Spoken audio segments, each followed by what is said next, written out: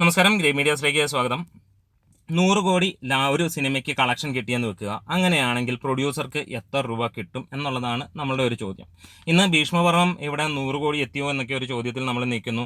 പലപ്പോഴും കണക്കുകളിൽ നമുക്കറിയാൻ കഴിയുന്നത് 95-നും 98-നും ഇടയിലുള്ള എമൗണ്ടിലേക്ക് എത്തി. ഒഫീഷ്യലായിട്ട് എങ്ങും ഡിക്ലെയർ ചെയ്തിട്ടില്ല, അങ്ങനെയുള്ള കാര്യങ്ങളാണ്. അപ്പോൾ നമുക്ക് അതിനനുസരിച്ചൊന്ന് വിലയിരുത്തി നോക്കാം. വേറെ ഒന്നുമല്ല, ഒരു സിനിമ പിടിച്ചു കഴിയുമ്പോഴത്തേക്ക് അത് എങ്ങനെയാണ് ഈ പറഞ്ഞ പോലെ ഒരു 100 കോടി തിയേറ്ററിൽ നിന്ന് കളക്ഷൻ കിട്ടിയിട്ടുണ്ടെങ്കിൽ, അത് കേരളത്തിലെ കണക്കാണ് നമ്മൾ പറയുന്നത്, അങ്ങനെ കിട്ടിയിട്ടുണ്ടെങ്കിൽ അത് ആർക്കൊക്കെയാണ് പോകുന്നത്? ഈ പറഞ്ഞ 100 കോടിയും പ്രൊഡ്യൂസറുടെ കയ്യിലേക്ക് പോകുമോ? അങ്ങനെയാണെങ്കിൽ നമുക്ക് എടുത്തു പറയാനുള്ളത്, ഈ ഒരു 100 കോടിക്ക് അവകാശികളായിട്ടുള്ള 4 പേരാണ്. 1 പ്രൊഡ്യൂസറുണ്ട്, 2 ഡിസ്ട്രിബ്യൂട്ടറുണ്ട്, 3 എക്സിബിറ്ററുണ്ട്, 4 ഗവൺമെൻറ് ഉണ്ട്. ഇതിനകത്തിൽ എക്സിബിറ്റർ എന്ന് പറയുന്ന ഒരു വാക്ക് പലർക്കും അറിവുണ്ടായെന്ന് വരില്ല. എക്സിബിറ്റർ എന്ന് പറഞ്ഞു കഴിഞ്ഞാൽ തിയേറ്ററുകാരാണ്, അവരാണ് അവിടെ സിനിമ കാണിക്കുന്ന, അവർക്കൊരു എമൗണ്ട് ഉണ്ട്. നാലാമത്തെ ഗവൺമെൻറ്റിൻ്റെ പങ്ക് എന്താണെന്ന് പലരും ചോദിക്കുമായിരിക്കാം. ഗവൺമെൻറ് ആണ് ഇതിനകത്തിൽ ടാക്സ് എടുക്കുന്നത്. ഈ പറഞ്ഞ പോലെ നമ്മൾ എടുക്കുന്ന ഓരോ ടിക്കറ്റിലും എൻ്റർടൈൻമെൻറ്റ് ടാക്സ് ഉണ്ട്. അങ്ങനെയുള്ള പല ടാക്സുകളും കാര്യങ്ങളും ഒക്കെ ചേർന്നിട്ടാണ് ഈ ടാക്സുകൾ പോരുന്നത്. അങ്ങനെ വരുമ്പോൾ ഒരു സിനിമയ്ക്ക് നമ്മളിവിടെ പറയുന്ന 100 കോടി എന്നൊക്കെ പറയുന്നത് അതിൻ്റെ ഗ്രോസ് എമൗണ്ട് ആണ്. അതായത് ടിക്കറ്റ് എടുത്തിട്ട് ടോട്ടലാണ്. ചിലയിടത്ത് 150 രൂപയുടെ ടിക്കറ്റ് ആയിരിക്കാം, ചിലയിടത്ത് 500 രൂപയുടെ ടിക്കറ്റ് ആയിരിക്കാം, അങ്ങനെയൊക്കെ പോവാം. അപ്പോൾ അതിൻ്റെ എല്ലാത്തിൻ്റെയും കൂടെ എമൗണ്ട് ആണ് ഗ്രോസ് ആയിട്ട് വരുന്നത്. അവിടെ നെറ്റ് എന്ന് പറയുന്ന ഒരു എമൗണ്ട് ഉണ്ട്. പലപ്പോഴും പല ചാനലുകളിലും അല്ലെങ്കിൽ പലയിടത്തും കണക്കുകളൊക്കെ നമ്മൾ പറയുമ്പോൾ അത് നെറ്റ് ഇത്ര കിട്ടി, അതായത് ഭീഷ്മപർവത്തിനെ കുറിച്ച് തന്നെ പറയുമ്പോൾ നെറ്റ് എമൗണ്ട് 3.5 കോടിയാണ് ആദ്യത്തെ ദിവസം കിട്ടിയെന്നും അങ്ങനെയൊക്കെ ഒരു കണക്കുകൾ വന്നിരുന്നു. അപ്പം അവിടെ ഒരു കൺഫ്യൂഷനാണ് സാധാരണക്കാരെ സംബന്ധിച്ചിടത്തോളം. അയ്യോ, അത് 6 കോടി കിട്ടിയെന്ന് ഒരു ചാനലിൽ പറഞ്ഞു, മറ്റൊരു ചാനലിൽ 3.5 കോടി എന്നൊക്കെ പറയുന്നു എന്ന് പറയുന്നത്. അപ്പോൾ അതിൻ്റെ ഡിഫറൻസ് ആണ്. നെറ്റ് എന്ന് പറയുന്നത് ഗ്രോസ് എത്രയാണ്, അതായത് ടിക്കറ്റിൻ്റെ റേറ്റ് ആണ് ഗ്രോസ് എന്ന് പറയുന്നത്. അതേ മൈനസ് ടാക്സ് ആണ്. ഗവൺമെൻറ്റിന് ടാക്സ് ഉണ്ട്. ഇപ്പോൾ കുറച്ച് ടാക്സ് കുറഞ്ഞിട്ടുണ്ട് എന്നുള്ളതാണ്. കാരണം ഈ പാൻഡമിക് സിറ്റുവേഷൻ ആയതുകൊണ്ട് ടാക്സ് കുറച്ചിട്ടുണ്ട്. അങ്ങനെ വരുമ്പോൾ നേരത്തെയൊക്കെ 28% എന്നാണ്. അപ്പോൾ ആ ഒരു കണക്കിലേക്ക് നമ്മൾ പോവുകയാണെങ്കിൽ, ഇപ്പോഴത്തെ കൃത്യമായിട്ടുള്ള ടാക്സ് വിവരം എനിക്ക് ലഭ്യമല്ല, അതുകൊണ്ടാണ് 22 ആണ് എന്നാണ് എൻ്റെ ഒരു ഐഡിയ. എനിക്ക് വ്യക്തതയില്ല, അതുകൊണ്ട് അതിനകത്തേക്ക് വരുന്നില്ല. അപ്പം 100 കോടി അതിൻ്റെ നിർമ്മാണ ചെലവെന്ന് നമുക്കറിയാം. അങ്ങനെയാണെങ്കിൽ ആ 15 കോടി കിട്ടുന്നിടം വരെ അയാൾക്ക് ലാഭം കിട്ടിയിട്ടില്ല എന്നാണ്. 15 കോടി കഴിഞ്ഞിട്ട് 1 രൂപ കിട്ടിയിട്ടുണ്ടെങ്കിൽ ആ 1 രൂപയാണ് അയാളുടെ പ്രോഫിറ്റ് എന്നുള്ളതാണ്. അങ്ങനെ വരുമ്പോഴത്തേക്ക് ഇതിനകത്തിൽ തന്നെ പല കണക്കുകളുണ്ട്. ഇത് വ്യക്തമായിട്ടുള്ള കാര്യങ്ങളൊന്നുമില്ല, പലയിടത്തും എഗ്രിമെൻറ്റിനെ ബേസ് ചെയ്തിട്ട് തന്നെ ആയിരിക്കാം. എന്നാലും ഒരു ശരാശരി നമ്മൾ ചിന്തിക്കുകയാണ്. മൾട്ടിപ്ലക്സുകളുണ്ട്, അതേപോലെ തന്നെ നമുക്ക് സിംഗിൾ സ്ക്രീനുകളുണ്ട്. അവിടെയൊക്കെ സാധാരണഗതിയിൽ ഒരു സിനിമയ്ക്ക് വരുമ്പോഴത്തേക്ക് 50% തിയേറ്ററുകാരും അല്ലെങ്കിൽ അങ്ങനെ ഡിസ്ട്രിബ്യൂട്ടറൊക്കെ ആയിട്ട് പോകും. ബാക്കിയുള്ള എമൗണ്ട് ആയിരിക്കാം പ്രൊഡ്യൂസറിന് കിട്ടുന്നത്. ചില സ്ഥലങ്ങളിൽ അത് 60 ആയിരിക്കാം ഈ പറഞ്ഞ പോലെ ഡിസ്ട്രിബ്യൂട്ടറിനും എക്സിബിറ്ററിനും ഒക്കെ ആയിട്ട് പോകുന്നത്. ബാക്കി 40% പ്രൊഡ്യൂസർക്ക് കൊടുക്കുന്നത്. ഇനീഷ്യൽ ആഴ്ചകളിലാണ്, ഓരോ ആഴ്ച വെച്ചിട്ടാണ്.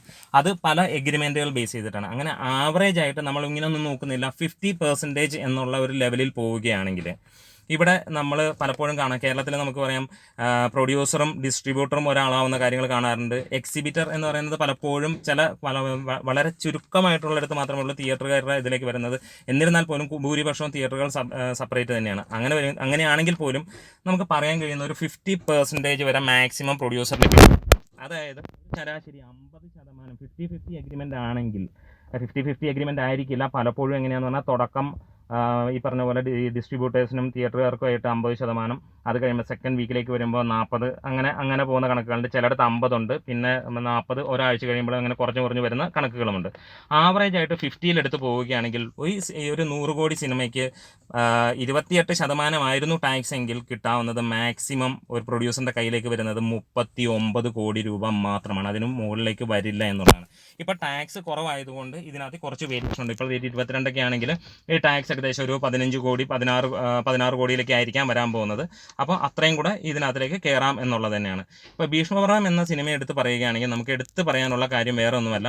ഈ സിനിമയ്ക്ക് ഇപ്പോൾ കേരളത്തിൽ നിന്ന് മാത്രമായിട്ട് 50 കോടിക്ക് മുകളിൽ കിട്ടിയെന്ന് നമുക്കറിയാം. അങ്ങനെ വരുമ്പോൾ തന്നെ കേരളത്തിൽ നിന്ന് മാത്രമായിട്ട് ഏകദേശം ഈ ഒരു 28%, അല്ലാതെ ഇപ്പോഴത്തെ ടാക്സ് വ്യവസ്ഥയൊക്കെ കാര്യങ്ങളനുസരിച്ചിട്ടാണ് വരുന്നതെങ്കിൽ പ്രൊഡ്യൂസർക്ക് കിട്ടിയിരിക്കുന്ന ഏകദേശം ഒരു 20 കോടിക്ക് മുകളിൽ, 20-25 കോടിയുടെ താഴെയാണ് എന്നുള്ളതാണ് നമുക്ക് അറിയാൻ കഴിയുന്നത്. അത്രയാണ് അയാൾക്ക് മാക്സിമം കിട്ടാൻ പോകുന്ന എമൗണ്ട്. അങ്ങനെ നോക്കുമ്പോൾ 15 കോടി മുതൽ മുടക്കിൽ വന്ന സിനിമയ്ക്ക് പ്രൊഡ്യൂസറെ സംബന്ധിച്ചിടത്തോളം ഏകദേശം ഒരു 6-7 കോടി രൂപ ലാഭമുണ്ടായെന്ന് പറയാം. ഇത് പറയാനുള്ള കാരണം വേറെ ഒന്നുമല്ല, ഒരു സിനിമ അങ്ങോട്ട് പിടിച്ചു കഴിഞ്ഞാൽ 15 കോടിയിലെല്ലാം തീർന്നു എന്നുള്ളതല്ല. പലപ്പോഴും ഒരു സിനിമ ചെയ്ത് കഴിയുമ്പോൾ അതിൻ്റെ പിന്നീടുള്ള ഒരുപാട് കാര്യങ്ങൾ, നമ്മളിപ്പോൾ തിയേറ്ററിൽ ഇറങ്ങിക്കഴിഞ്ഞിട്ട് അതിന് പരസ്യങ്ങൾ, അങ്ങനെ പല പല കാര്യങ്ങൾ ഇങ്ങനെ പോകുന്നുണ്ട്. അതൊക്കെ ഒരു പക്ഷേ ഈ സിനിമയുടെ പ്രൊഡക്ഷൻ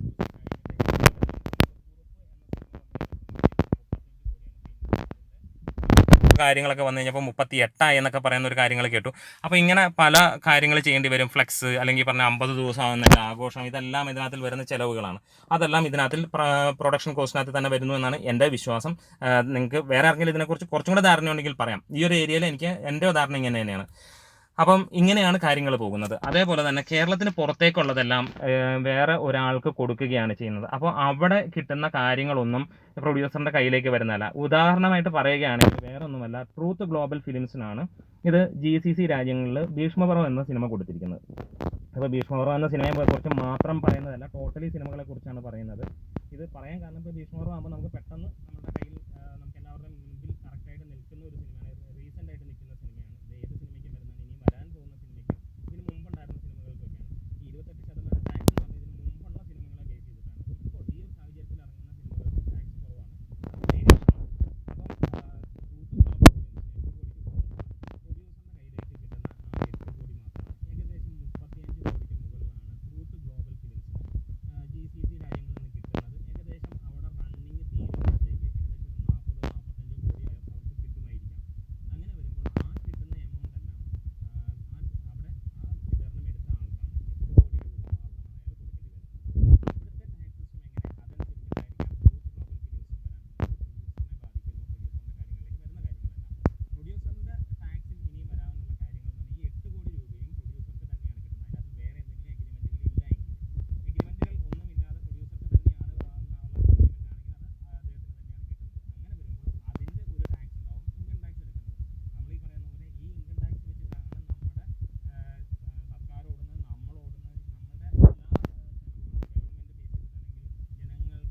കാര്യങ്ങളും ഓടുന്ന ടാക്സിനെ ബേസ് ചെയ്തിട്ടാണ്. പലപ്പോഴും പലരും പറയുന്ന അനുസരിച്ച് ടാക്സ് കൂടുതൽ കൊടുക്കേണ്ടി വരും ഒരു പ്രൊഡ്യൂസർ അത് ഡിക്ലെയർ ചെയ്താൽ എന്നൊക്കെ പറഞ്ഞു. അങ്ങനെയുള്ള കാര്യങ്ങളൊന്നും ഇല്ല എന്നുള്ളതാണ് എൻ്റെ അറിവ്. കാരണം ഒരാൾ എൻ്റെ കയ്യിൽ 1 കോടി രൂപയുണ്ടെന്ന് പറഞ്ഞു കഴിഞ്ഞാൽ അതിന് ഇൻകം ടാക്സ് കൊടുക്കാൻ ഉള്ള കാര്യങ്ങളൊന്നുമില്ല. കാരണം അതിൻ്റെ സോഴ്സ് അല്ലെങ്കിൽ അങ്ങനെ ഒരു സാധനം ഉണ്ടെന്ന് തെളിഞ്ഞാൽ മാത്രമേ പറയാൻ കഴിയുള്ളൂ എന്നാണ്. ഞാനിപ്പോൾ പറയാൻ എൻ്റെ കയ്യിൽ 1 കോടി രൂപയുണ്ടെന്ന് പറഞ്ഞു കഴിഞ്ഞാൽ അതിന് ടാക്സ് കൊടുക്കേണ്ട കാര്യമില്ല. കാരണം അത് വന്നേക്കുന്ന സോഴ്സും അത് കറക്റ്റ് ആണോ, അങ്ങനെ വെറുതെ എത്രയോ പേര് തള്ളുന്നുണ്ട്, അതേപോലെയുള്ള കാര്യങ്ങളായിട്ട് കൂട്ടിയാൽ മതി. അല്ലെങ്കിൽ ഇതിൽ തട്ടിപ്പ് കാണിക്കുന്നുണ്ട്. അപ്പോൾ കൃത്യമായിട്ടുള്ള സോഴ്സുകൾ കാണുകയും അങ്ങനെ സോഴ്സുകൾ കറക്റ്റ് ആണെങ്കിൽ അതിൻ്റെ എമൗണ്ട് ആണ് ഇൻകം ടാക്സിലൂടെ പിടിച്ചെടുക്കുന്നത്. അല്ല പിടിച്ചെടുക്കലും അല്ല, അത് നമ്മൾ കൊടുക്കേണ്ടതാണ്. നികുതി കൊടുക്കാൻ നമ്മളുടെ ധർമ്മമാണ്, നമ്മളത് ചെയ്യേണ്ടതാണ്. ഓരോ പൗരൻ്റെയും നീതിപരമായിട്ടുള്ള കാര്യമാണ്. കാരണം നാടിൻ്റെ പുരോഗതിക്ക് വേണ്ടിയിട്ടുള്ളതാണ് ചെയ്യുന്നത് എന്നുള്ള കാര്യം അറിയുക. നമ്മൾ അങ്ങനെയാണ് പോകേണ്ടത്. അപ്പോൾ അവിടെ ടാക്സ് തട്ടിക്കുന്ന കാര്യങ്ങളിലേക്കല്ല. പലരുടെയും ചർച്ചകളിൽ നമ്മൾ കാണുന്ന പ്രൊഡ്യൂസർക്ക് അതിന് കൂടുതൽ ടാക്സ് കൊടുക്കേണ്ടി വരുന്ന, പ്രൊഡ്യൂസർക്ക് കാശ് കിട്ടിയെങ്കിൽ കൊടുക്കണം, അങ്ങനെ തന്നെയാണ് ഇത് വേണ്ടത്. അപ്പോൾ പറഞ്ഞു വരുന്ന കാര്യം ഇച്ചിരി ഡീവിയേറ്റ് ചെയ്തു, എന്നായിരുന്നാലും ഞാൻ പറയുന്നു. അപ്പോൾ ഇത്രയാണ് ഇതിൻ്റെ കണക്കുകൾ പോകുന്നത്. ബാക്കി ഈ പറയുന്ന പോലെ തന്നെ പല രാജ്യങ്ങളിലേക്കും കൊടുക്കുന്നുണ്ട്. ആ കൊടുത്തേക്കുന്ന എമൗണ്ടുകളെല്ലാം തന്നെ പ്രൊഡ്യൂസർക്ക് വരുന്നതാണ്. അതിൻ്റെ ടോട്ടൽ എമൗണ്ടിൻ്റെ ടാക്സ് എങ്ങനെയാണോ കാൽക്കുലേറ്റ് ചെയ്യുന്നത് അത് മാത്രമാണ് പ്രൊഡ്യൂസറിൻ്റെ കയ്യിൽ നിന്ന് പോകുന്നത്. അതുകൊണ്ട് തന്നെയാണ് കഴിഞ്ഞ ദിവസം വന്നിരുന്നു ഏകദേശം 46 കോടിയോളമാണ് ഈ സിനിമയുടെ ലാഭം എന്ന് പറയുന്നത്. അപ്പോൾ നമുക്ക് ഏകദേശം അറിയാവുന്നത് 20 കോടിക്ക് മുകളിൽ കേരളത്തിൽ നിന്ന് കിട്ടിയിട്ടുണ്ട്. ബാക്കി ഏകദേശം 23 കോടിയോളം ഈ പറഞ്ഞ പോലെ OTT കാര്യങ്ങളിലൂടെ കിട്ടിയിട്ടുണ്ട്. പിന്നീട് വേറെ കുറേ ഈ പറഞ്ഞ പോലെ 8 കോടി അങ്ങനെ പലയിടത്ത് കൊടുത്തേക്കുന്നതിൻ്റെ ആയിട്ടുള്ള മറ്റ് എമൗണ്ടുകളും വന്നിട്ടുണ്ട്. അതിൻ്റെ ടാക്സും കഴിഞ്ഞിട്ടുള്ള കാര്യങ്ങളൊക്കെ തന്നെയാണ് ഏകദേശം ഈ 46 കോടി എന്ന് പറയുന്നത്. അല്ലാതെ നമ്മൾ ഈ ടാക്സും കാര്യങ്ങളും ഒന്നും കൂടാതെ പോരുകയാണെങ്കിൽ 50-55 കോടിക്ക് മുകളിൽ പ്രൊഡ്യൂസർക്ക് ലാഭമായി കിട്ടിയിട്ടുണ്ട് എന്നുള്ളതാണ്. അപ്പം ഇത് ഒരുപാട് പേര് പറഞ്ഞിരുന്നു ഇങ്ങനെ ഒരു വീഡിയോ ചെയ്യണമെന്നുള്ളത്. അത് കുറച്ച് നാളായിട്ട് നമ്മൾ പ്ലാൻ ചെയ്തിരുന്നു. പക്ഷേ ഇപ്പോൾ ഭീഷ്മപർവത്തിനെ മിക്സ് ചെയ്തിട്ടാണ് നമ്മൾ ഈ പറഞ്ഞിരിക്കുന്നത്.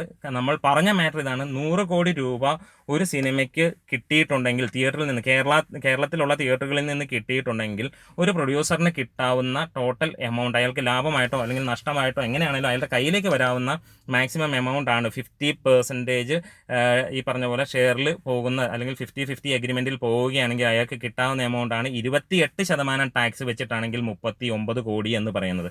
ടാക്സ് കുറയുന്നതനുസരിച്ച് 39-ൽ നിന്ന് മുകളിലേക്ക് പോകാനുള്ള ചാൻസുകളുമുണ്ട്. അപ്പോൾ നമ്മുടെ വീഡിയോസ് ഇഷ്ടമായെങ്കിൽ ഒന്ന് ലൈക്ക് ചെയ്ത് ഷെയർ ചെയ്ത് സബ്സ്ക്രൈബ് ചെയ്ത് തരണമെന്ന് അഭ്യർത്ഥിക്കുകയാണ്. ഇതിനെക്കുറിച്ച് നമ്മുടെ വീഡിയോസൊക്കെ കാണുന്ന സിനിമ ബേസ് ചെയ്തിട്ട് അല്ലെങ്കിൽ സിനിമയിൽ വർക്ക് ചെയ്യുന്ന അല്ലെങ്കിൽ ഇതിൻ്റെ പ്രൊഡ്യൂസർ ആ ലെവലിൽ ആരെങ്കിലും ഉണ്ടെങ്കിൽ അവർക്ക് കുറച്ചും കൂടെ ഡീറ്റെയിൽ ആയിട്ട് പറഞ്ഞുതരാം. അപ്പം നമ്മൾ ഒരു സിനിമയുടെ പുറകെ നടന്ന് ആ ഒരു ചെറിയ സിനിമയ്ക്ക് വേണ്ടിയിട്ട് നടന്നു കഴിഞ്ഞപ്പോൾ അതിൻ്റെ എഗ്രിമെൻറ്റിനെയൊക്കെ നമുക്കറിയാവുന്ന ബേസിലാണ് പറഞ്ഞിരിക്കുന്നത്. അവിടെ ഒരു 100% ആയിട്ട് പറയുന്നില്ലെങ്കിൽ പോലും നമ്മൾ കണ്ടിരുന്ന കാര്യം ഏകദേശം 50-50 അല്ലെങ്കിൽ 50-40 ആ 60-40 എന്നുള്ള റേഞ്ചിലാണ് കണ്ടിരുന്നത്. അപ്പോൾ അത് തന്നെയാണ് നമ്മളിവിടെ പറഞ്ഞിരിക്കുന്നത്. ബാക്കി നിങ്ങൾക്ക് കമൻസിലൂടെയൊക്കെ ഒന്ന് രേഖപ്പെടുത്താം. Thank you, great medias.